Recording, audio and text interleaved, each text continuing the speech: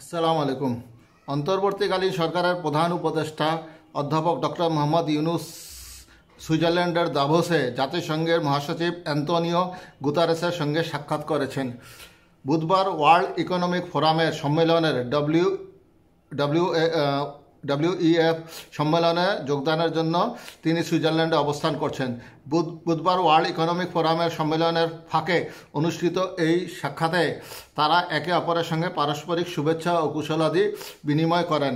World economic ফোরামের বার্ষিক সম্মেলনে যোগ দিতে এখন সুইজারল্যান্ডে অবস্থান করছেন অন্তর্বর্তীকালীন সরকারের প্রধান উপদেষ্টা ডক্টর মোহাম্মদ ইউনুস।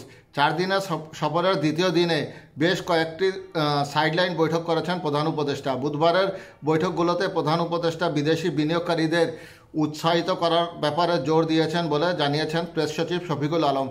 এদিন ডক্টর মোহাম্মদ ইউনুস জাতিসংঘ মহাসচিব ছাড়াও সম্মেলনের সাইডলাইনে জার্মান চ্যান্সেলর ওলাফ সেলেজ, থাইল্যান্ডের প্রধানমন্ত্রী পেতাং তার্ন সিনাওয়াত্রা, মালয়েশিয়ার প্রধানমন্ত্রী আনোয়ার ইব্রাহিম, মিউনিখ নিরাপত্তা সম্মেলনের চেয়ারম্যান রাষ্ট্রদূত ক্রিস্টফ হিউস জেন, ফিনল্যান্ডের প্রেসিডেন্ট আলেকজান্ডার স্টার ও জাতিসংঘ শরণার্থী বিষয়ক হাইকমিশনার ফিলিপ্পো গ্র্যান্ডির সঙ্গে বৈঠক করেন।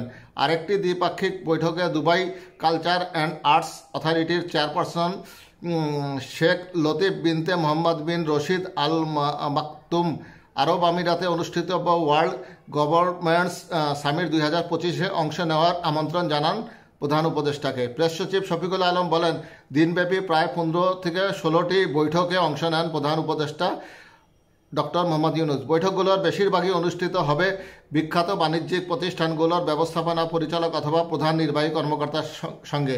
উল্লেখ্য, ইএফের বার্ষিক সম্মেলনে যোগ দিতে গত সোমবার রাত 9টায় সুইজারল্যান্ডের ডাভোসের উদ্দেশ্যে ঢাকা ত্যাগ করেন প্রধান উপদেষ্টা। 25শে জানুয়ারি তার দেশে ফেরার কথা রয়েছে।